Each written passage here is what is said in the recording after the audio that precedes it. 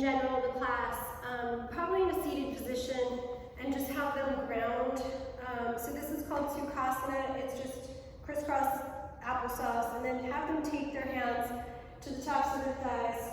And if you'd like, you can have them turn their palms upward just for receiving, or downward for grounding, depending on how they're feeling that day. It really just kind of lets you make that decision on what you want from your practice. And then have them just kind of close their eyes, and then try to make them find their balance in this position. So a lot of times they're sitting forward, and you want to feel your sits bones on the mat. So you're just going to see how far back you shift to get the shoulders over the hips. And just let them relax the shoulders a little bit, maybe make a few rolls backwards and forwards. And then take 2 or 3 cleansing breaths. So you're going to ask them just to take a natural deep inhale in through the nose, fill all the way up. And then exhale, just let it all out, especially if it's at the end of the day. So take 3 cleansing breaths. And then a couple of the things that you can do to like release tension is just take the hands out to the side. So you have little teepee hands.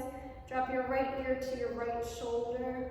And then you can just kind of guide your hand over to the right, just underneath the jawline, and that helps to release tension in the neck. And then take it to the opposite side. Good. And then have them inhale, lift up nice and tall so you elongate the spine. And then twist just to the left, taking your right hand to your left knee. And just look over the shoulder, and this is just stimulating the spine so it gets to be warming up some of the nerves to start to move through the rest of the practice. So take it to the opposite side. And once you kind of just warm up the spine, another one that I like to do is take the arms up overhead and flip the palms. It stretches into the shoulders, and they can even drop their head back here. Good. And then from there, you're just going to take them into a child's pose, which is a very grounding position. Their toes are going to be together, their knees are going to be far apart, and they're going to push their hips towards the heels. They don't have to touch the hips to the heels, and then they're just going to take their head down, so their head will touch the mat. And they can actually take their hands back behind them. They can turn their head from side to side. And I would keep them here for maybe like 3 or 4 breaths. And in yoga, breaths are the inhale and exhale. So if we say 3 or 4 breaths, it's both the nice long inhale and then the exhale. And then from that child's pose, if they're in a passive position, have them take their hands forward and walk their hands forward. And we're going to drop your hips, so it's just going to be a gentle shift. The hips go out to the right, and then you walk your hands to the left, so you stretch out all of the intercostals. And then you're going to walk yourself through the center. And you can take this as slow or as fast as you want. You can do it with them, and then you can kind of feel the pacing. So you drop your hips over to the left, walk your hands to the right, and you're trying to make the letter C with your body. And if you're in this pose and you're holding it, you can have them take nice deep breaths. So that expands the intercostals by expanding the lungs. And then come back through to center. On an inhale, you're going to have them lift up into tabletop, and then just move through cat-cow. So cat-cow is basically, a cat is exactly what it sounds like. It's an angry cat. And a cow is without dropping the belly. You're curving the spine, so you're sticking your bottom upward and pulling your heart through. And then exhale into your angry cat, your Halloween cat, and you're pushing the floor away, rounding the spine. So when we move in this is a very common warm-up. We move with our breath. So it doesn't matter if you inhale or exhale. In this position, you just want to have one breath, one movement. So I'm inhaling here, pulling my heart through, and I'm exhaling here. Okay? And so you can do like maybe 15 breaths of these, and it just helps to curve the spine, move the energy along the spine.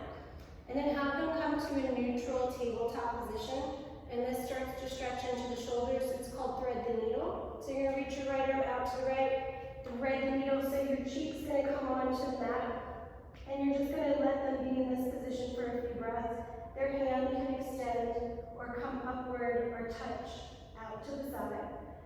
All right, and then I'll show you on the opposite side. So you always want them to reach out to get space in the joint, and then curve over to the right. And again, forward, upward, to the side. And these are all options, and it all depends on people's flexibility. And then ask them to place their hand onto the mat and unwind their threaded needle, and then just twist in the opposite direction. And then come back through to center. Another really good exercise, having them down onto the mat. I like to have the exercises on the mat, take them off the mat, and then slowly bring them back down to the mat. So getting into the back of the leg, you want to turn the toes downward, straighten the leg, and then cross the foot over to the opposite side, and twist again. You're opening up the side body, look over the shoulder, come back through the center. A little bit of core work, a little less of planking, but it gives you just stability and some warmth in the middle of the body. So it's opposite foot, really, really engaged, squeezing the glute, lifting the kneecap, and flexing the foot, and then extending out through your hand. And then you can also, if you really want to, this really isn't too stimulating, so you're not going to overwork them, but you can always draw an elbow into the knee and extend, but you don't want them to be moving side to side, twisting the spine. So have them stay nice and strong and extend. Good. And then do it on the left side.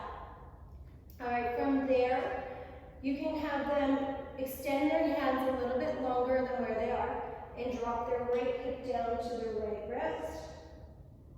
And then back, push back, stretch again, push their hip over to the left side. And you can do variations where you go back with breath, forward with an inhale, and you can even switch left, right, left, back, etc. So that helps to twist the spine, open up the sacrum, and just get moving with your breath. And that actually helps them to stay concentrating when they're moving with the breath, with the cue. All right, so from there, downward dog is actually a hard pose for a lot of people, especially beginners, because it takes a lot of hamstring strength. So I would skip downward dog. Normally I would take a class in a downward dog here, but I would skip it and just have them come to the top of the mat and have them take their feet super wide and pigeon toe their toes towards them, give a bend in the knees, and then just have them ragdoll over the legs so they're opening up the backs of the hips here. They can actually ragdoll by taking opposite hand to opposite elbow. And they can take that width, as long as your hip's width, they can take a width, whatever is comfortable for them. Relaxing into the neck, release the hands down, and roll yourself up, one vertebra at a time. Kind of knew I was going to be too, surprisingly I'm too tall for the video. All right, I have to move. Let's see. Okay. All right, so inhale, you want to do a little bit of sun salutations. So sun salutations just help to move you with breath, and they bring the blood flow up and down in the body. So this is pretty common. This is a half sun salutation. Inhale, you rise, arms up overhead.